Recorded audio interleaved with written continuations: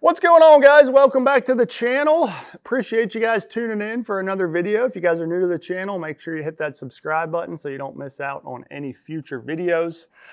We got a bunch of great content on the channel, so go check out all the old videos if you haven't already. And if you guys are looking for even more content after that, you can check out our members only page where, we have some exclusive videos on there, do some members only live streams so you can get a little more connected and hopefully learn more about bass fishing. That's the goal of this entire channel, is to help you guys learn more about bass fishing. So hopefully you can take something away from this video and apply it to your own fishing and help you be more successful on the water. So today we're talking about something that it really gets overlooked, and we're talking about fishing hooks. It doesn't matter what hook you're using. We're gonna kind of dive into something that really gets overlooked on all of these hooks and kind of explain why I use the hooks that I like to use. So let's jump in and I'll walk you through this whole process here of choosing the right hook.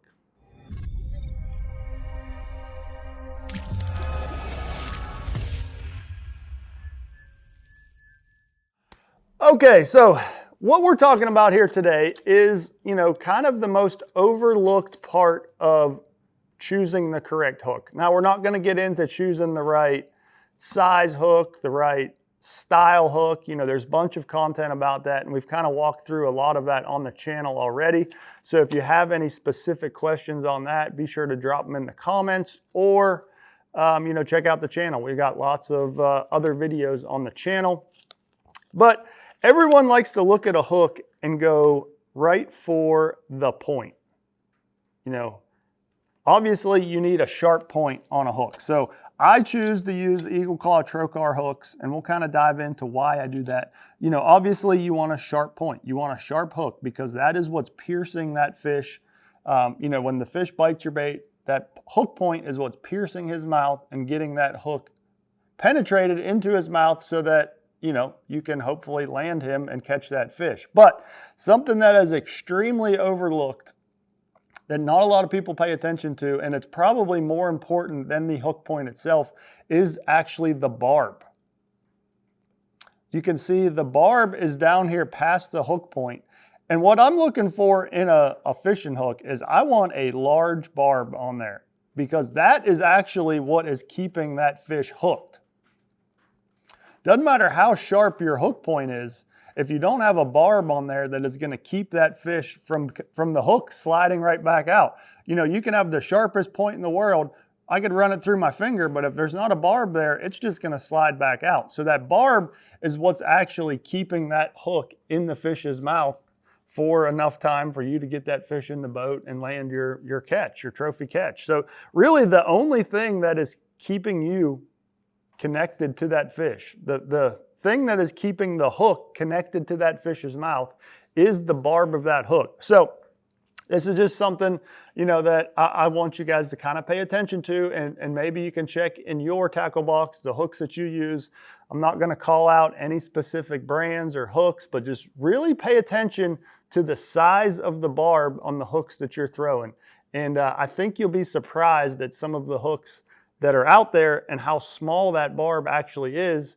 And like I said, that barb is what's keeping that hook in that fish's mouth that's helping you land those fish. So that is one of the reasons why I choose to use Eagle Claw Trokar hooks. Obviously the Trokar point is extremely sharp. It's scientifically proven that it is the sharpest point on the planet. The Trokar point came from the medical world. In the needle world, it is a three-sided point. It's kind of hard to explain. Couldn't put that into words, but the point is actually three sides. It's thinned down to an extremely sharp point. But like I said, if you don't have the correct barb on that hook, it doesn't matter how sharp that point is, that hook's just gonna slide right back out. And that's something that I pay attention to on every single hook I use. Whether it's a worm style hook, my drop shot style hooks, you can see that has a very big barb on it in relation to the rest of the hook. So when that hook point pierces into a big smallmouth's mouth, that barb is going to keep that fish hooked, and he's going to stay pegged and get him into the boat. So it's just something that's extremely overlooked on fishing hooks, and this applies to all of your baits. everyone, like I said, everyone always wants to just look at the hook point and see how sharp it is and whatnot. But I would take a more of a dull hook point, but a good barb over extremely sharp hook point and a small barb. That's what I would prefer in a hook because, well, it's not what I would prefer. I want the best of both, but I would prefer to have a better barb over a hook point because it's that much more important in helping you land those fish and get them in the boat, because that's what it's all about. It doesn't matter how many bites you get, how many fish you hook. It's all about getting those fish in the boat and landing those fish. That's just as more important than getting the bite itself. So making sure you have the right equipment, it's super important. And this is just something that it came up as a topic of discussion the other day. I was doing a little content with Eagle Claw, and I thought this would be a great video for you guys. Hopefully you guys can learn something and pay attention to this going forward.